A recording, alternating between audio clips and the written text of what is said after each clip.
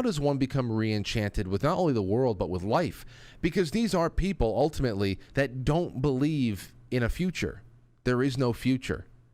Now they can say, no, I'm fighting for a future. Okay, what is that future? We go back to normal. Let's say that we're able to snap our fingers and go back to 2019. What are you doing? Where are you going in life? What are you doing? See, the problem is not many people had much going on in their lives to begin with, but they had plenty of things to distract themselves with. All their distractions are gone. All the things that they took for granted, even going out for a coffee somewhere and not having this unbelievable anxiety, this black cloud over their heads and everybody looking at you if you don't have a piece of cloth over your face.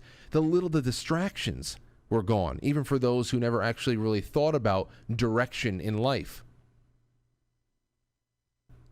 So I want to read this to you, and then I want to get into the stories that bring us back to the good things in life, magical moments in life that are subtle, though. There's a lot of subtlety to tonight's theme, and I'm going to explain it all very soon. So let's get to this, okay? Here we have. This was posted a few weeks ago. It says, how to become re-enchanted with the world. Here we go. For as long as I can remember, I have been chasing a certain feeling or state of being that I recall from my youth. Maybe it's completely foolish to do so, but that hasn't stopped me. When I was younger, the world seemed to have this element of mystery and seemed limitless in what could be discovered. Everything was so interesting to me, from playing video games to messing around on Windows 95 computer, exploring a forest, listening to music. Everything I came across was something I'd never seen or heard before. Well, that in itself is logical if it's the first time you're doing it, but still, I know what she's talking about, or they. I don't know who it is. I would listen to stories from parents and siblings or friends as they explained how certain things worked. It was fascinating. Talking to friends at school would be a treat, as they would introduce me to things that I'd never seen or heard before. Actually communicating with people on face-to-face levels without the distractions of smartphones was, in my humble opinion, quite a markedly different, better experience than we usually have today. I grew to love technology and was always a huge fan of all kinds of computers and gadgets. I loved walking through an electronics store and seeing all the various machines, the PDAs, all kinds of things that I could only guess the purpose of. Lately, many retail stores are closing down. Instead of electronic stores full of various gadgets, everything is now just an iPhone. Malls are just closing down because everything now is just Amazon. There seems to be a trend of decreasing diversity in everything, a concentration of fewer and more things among a small group of massive companies. Over time, the sense of wonder seemed to start to go away.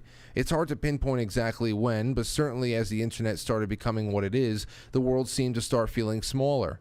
And naturally, as I experienced more, learned more, I started to see that there was indeed a limit to reality and the things that are constrained within it. Additionally, as I grew older and more educated, I realized more and more that the world works based on natural and scientific principles. There are no magical beings, no aliens, no ghosts, nothing beyond the empirical. That's what they say. Yet, somehow, even though I suspect this all along, I don't want this to be true. There's something so disappointing about a world where truly nothing unexpected or unbelievable can happen. You see, this is where the person inside of this blog, and listen, you don't sit there reading other people's thoughts and go, oh, that's, oh God, this all that. They're putting their thoughts out there to hopefully spur some conversation. Maybe a person who is in desperate need of some perspective. Some perspective, I can tell you right there that this conclusion that they have drawn, because the physical material world around them has contracted and has solidified and lost all of its dexterity, all of its flexibility, all of the area for people to create and think creatively and just experiment with language, anything, humor, all that has gone away. Now, the reason why all that has gone away is because those who are in control of the culture, it's not just that technology has gotten more efficient and what used to be 5 gadgets has now been turned into 5 very light applications on one cellular device. That doesn't have to be a bad thing. that 5 gadgets can be combined into one and all that stuff. It's the society around it. And the society around it has choked off that connection to wonderment. That it choked off the connection to the divine and anything else out there. That's all part of it. That's what this person obviously doesn't understand. They don't want it to be true. There's something so disappointing about a world where nothing truly unexpected or unbelievable can happen. That is what you have been taught about the world. It's what you've been taught. They conclude here, it almost seems like getting information is too easy. I can learn about anything in literally seconds. I can see pictures of a city in China, a video of winemakers working in Italy, or watch a movie from France literally in seconds on a phone or computer. Though life these days is pure luxury compared to ages ago, I can't help but feel like in some ways ancient people were lucky. They had the ability to explore the world and genuinely experience it as mysterious.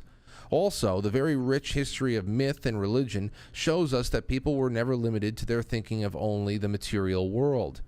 So this brings me to the main point in the title of this post. How can we reobtain this sense of wonder and enchantment in the world? Is it possible at all?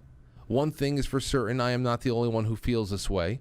I've seen other people express very similar views. I researched and became very interested in so many things. I researched religion, the occult, meditation, aliens, UFOs, cryptids, mythical beings, etc. Though the more I research, the more I yearn for a sense of wonder and the unknown. I hope at least some of this makes sense. Makes perfect sense to me. But there's also little traps in there. Now, obviously, we're dealing with some kind of physical restrictions of how we're going to get around the world. There's that. How are we going to get around? How are you going to go watch because it's not so much, oh, well, you know what, there's no wonder left in the world. If I want to see a city in China, I can just dial it up on the computer. Or if I want to see a winemaker in Italy press grapes or something like that, I can just dial it up and watch it happen on YouTube. I mean, okay. I mean, there's always been printed, as long as there was printed books, there was accounts of these cities, descriptions, and then eventually renderings, pictures, printed, catalogs, everything. So you go back in ancient times, yeah, you have to explore the world. But just because you have the ability to check in on what's going on in Italy means that you have gotten the full experience by watching a YouTube video of somebody pressing grapes.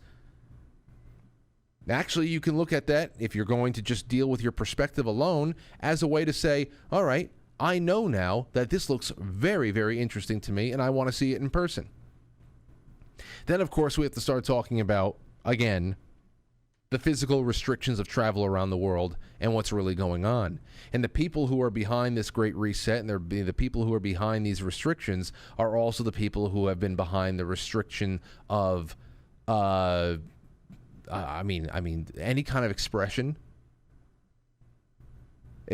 through language, expression through spirituality. We've been given this bad bill of goods of atheism and agnosticism, and we've been given we're shown every night that the world is a fucking horrible place. As I told you, as soon as I get back into New York and I sit down with my mother for a little bit and hang out with the baby on Saturday morning, the news is on. What's the news? It is one murder after another, sprinkled in with lottery and weather. One murder after another. Who that is inundated with this from coast to coast actually believes that this is a world that is that was sourced from the divine?